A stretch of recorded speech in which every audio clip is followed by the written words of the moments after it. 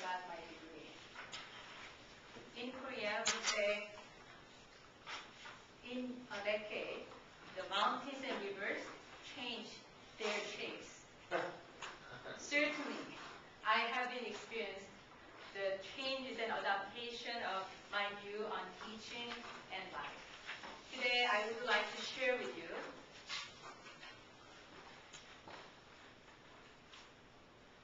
my journey as a teacher and what I have learned. As a teacher, I have always enjoyed the unique teaching environment I have, one-on-one basis. In this setting, one can make big impact and changes on individual students. At the beginning of my teaching career, I had good ideas and noble goals. I told myself that I would nurture my students patiently until they are physically and emotionally free to express themselves through music. I believe that everybody could be expressive regardless of one's skill level and talent. I wanted my students to have openness and courage to try something new and to be excited about music.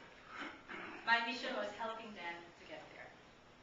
However, as time went by, I realized my ability was often far from my ideals.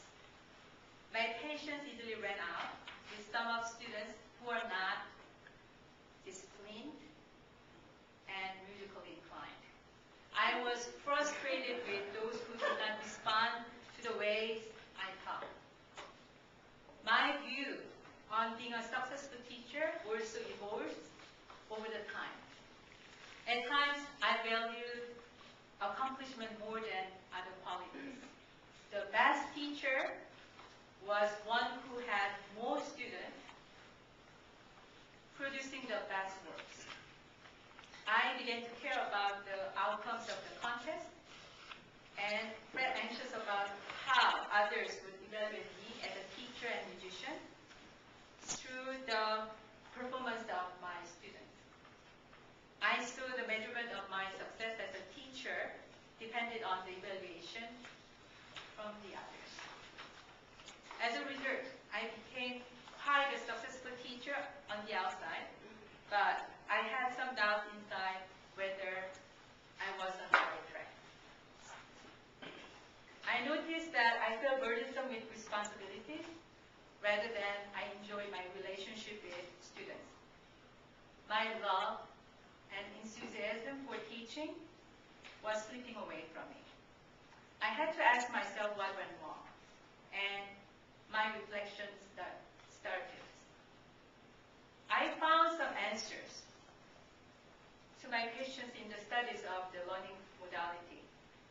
I gained some insights from various approaches that accommodate different learning styles of students.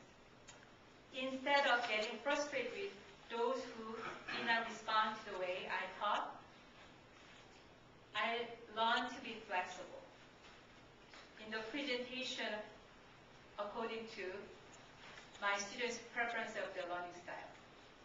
Instead of insisting my way as highway, I understood it is easier for me to adjust my style than for students to adjust theirs. By recognizing and understanding the unique learning style of individual students, I can use teaching techniques better suited for that particular student. This improves the speed and quality of students' learning. I was happy to see those results by using these approaches. But one very important question remained unanswered. How can I nurture the relationship with my students? Even though my teaching technique has been improved, I feel I need strong connection with my students, and I want to empower my students to be independent. Then recently, I had an aha moment. Then I realized I realized that it is about how I view my students. That is, in short, the problems or the mysteries. I learned that I had a strong impulse to control the outcomes of my teaching. Over the years, I became a better problem solver and became very efficient in dealing with my students, but that did not help nurture my students' creativity. Instead of giving them the opportunity to experience independent adventures in making music, I wanted them to avoid all mistakes by giving them the passive answer or shortcuts. I wanted to remove all the problems by being protective. I had to admit that sometimes I focused on my students' problems too much and forgot to notice who they are individually.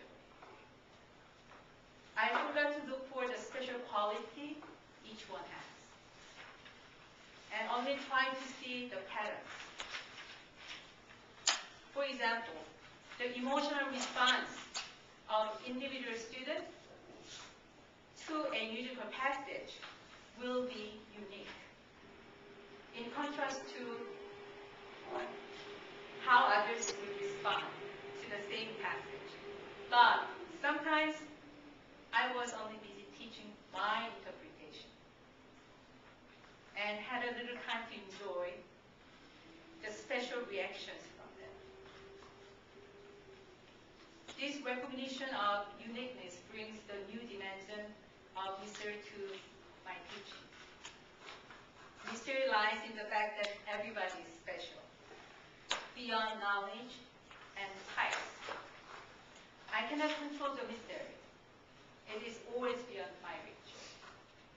When I see my students as the mysteries rather than the problems to be solved, it inspires me to have the feelings of awe and wonder towards them. It also calls for joyful reflection and enjoyment of the process.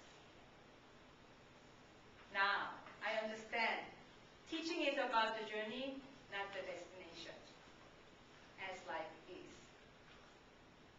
The detour is not always a bad thing, rather an enhancement of an experience. It makes each trip different from others and memorable. By having an attitude of openness and expectation, I believe probably I could enjoy the mystery and surprise I encounter every day in my studio or in a walk outside. Have you ever heard the whole saying? Life is not a problem to be solved, but a mystery to be lived. After another decade, I wish I could still believe in this and proudly say I walk the walk. Thank you.